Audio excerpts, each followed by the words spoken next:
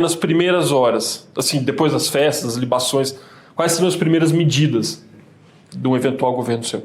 Eu chamaria o Kim Kataguiri, eu via as bancadas que foram formadas, ia conversar com as bancadas que já estavam eleitas e eu ia começar a preparar a aprovação da PEC da transição. Primeiro momento, porque eu preciso começar o meu governo com a questão fiscal endereçada. E eu preciso começar a passar isso na transição.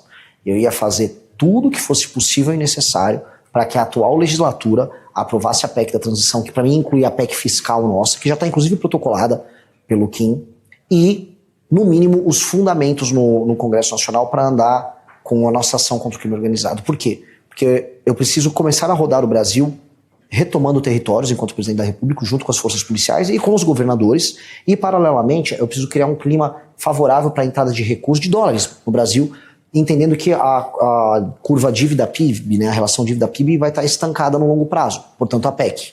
Mas você não vai pegar ela estancada no começo, né? Não, mas as pessoas trabalham com expectativas futuras. Então o mercado vai ver, bom, se eles passaram uma PEC que em 10 anos economiza 3,3 trilhões, então os títulos brasileiros eles vão ser pagos nos próximos anos, portanto a curva dos juros ela vai poder cair. Então a expectativa vai gerar uma queda nos juros, e isso tem que ser equilibrado com uma luta para não virar inflação rápido, né? Porque haveria um momento do consumo. Mas de qualquer forma, em ambos os casos, já seria um clima positivo sobre a economia brasileira. Eu preciso ter essa calmaria para poder andar com o que precisa. Então eu não perderia um minuto. Até porque eu não costumo muito comemorar as coisas. Quando a gente montou um partido, eu fiz um vídeo lá e, ok, tenho que trabalhar. Eu sou meio hipercentrado. Na verdade, André, se assim, ganhou, eu acho que eu não comemoraria, eu ficaria apenas resoluto, assim, o plano é muito bom, mas eu ficaria tenso, igual eu tô. Eu tô assim, nossa, eu tô subindo nas pesquisas, eu acho que eu posso ganhar. Deixa eu ver direito, o plano é bom. Eu tava no avião relendo o plano. Checar pra ver se isso mesmo. Tipo assim, é bom o plano, né? Acho que é bom, acho que vamos ganhar então. Mas eu tenho assim, é uma responsa gigante. O lance não vai ter descanso. Nem pode ter, eu sou jovem, 42 anos. Eu tenho que gastar essa energia nisso. Quando você fala 3,3 trilhões, isso é uma porcentagem assim, considerável do PIB brasileiro, nem do orçamento da União, do PIB, em 10 anos. O que envolveria fazer esse ajuste fiscal que você está falando? Começa por uma nova reforma da Previdência, passa por fazer um tema que é polêmico, mas os outros vão precisar falar, que é a desindexação dos reajustes de BPC e aposentadoria, não mais sendo feitos pelo aumento do salário mínimo, mas sim pela inflação. E aí, quando um presidente quiser dar um aumento real, ele vai lá e dá um aumento real. Vou dar um aumento real aqui para aposentadoria. O presidente dá um aumento real. Agora, não dá para ser isso de maneira automática, como porque na prática, como o aumento do salário mínimo é atrelado no fim do dia, não só a produtividade do trabalhador, mas PIB, etc., você acaba gerando uma bomba relógio orçamentária que já faz com que a Previdência esteja fora de controle. BPC também. Outro tema, a desvinculação dos gastos na área de saúde e educação. Você tem hoje municípios no sul do Brasil que a natalidade está bem pequena. Você tem que gastar mais com saúde do que com educação.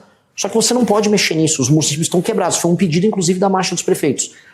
Tenho que mexer em renúncias fiscais de toda sorte, todas elas. Vou precisar mexer em privilégios no alto funcionalismo. E isto, de acordo com a análise da Câmara, se eu passo completamente essa PEC, eu estou falando aí de 3,3 em 10 anos. Estou falando de praticamente 1/4 do PIB sendo economizado em um processo de 10 anos. Em 6 anos já é 1,1 tri, porque ele é acumulativo no longo prazo. Então, essa seria uma reforma que resolveria o fiscal no Brasil, não digo para sempre, né? Para sempre é uma coisa muito longa, mas para os próximos 20, 30 anos. O Brasil passa a ser um país sério do ponto de vista fiscal. E como a gente está indo agora pro precipício, nada melhor do que um precipício para assustar e fazer você pular. Então, seriam essas medidas. Entendi. Teria algum órgão público que você extinguiria? É uma discussão boa. Eu ando falando muito em extinguir o INCRA. Só que a gente está com uma proposta até melhor, que é o seguinte: eu não tenho nada contra a reforma agrária.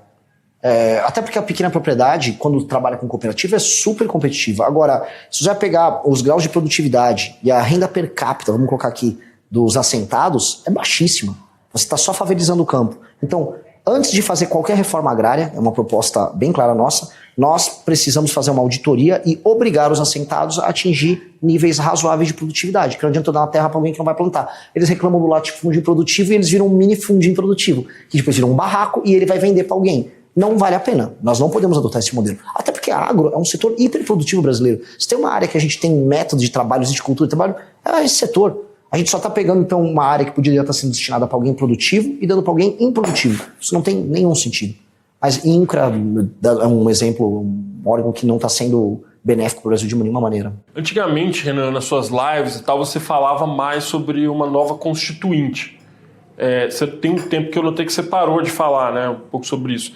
Você desistiu de fazer uma constituinte? Você acha que é válido ainda essa ideia? O que você pensa sobre isso? Um jornalista atento é sempre um perigo, porque eu realmente diminuí mesmo a fala disso, porque não dá para fazer isso no primeiro mandato.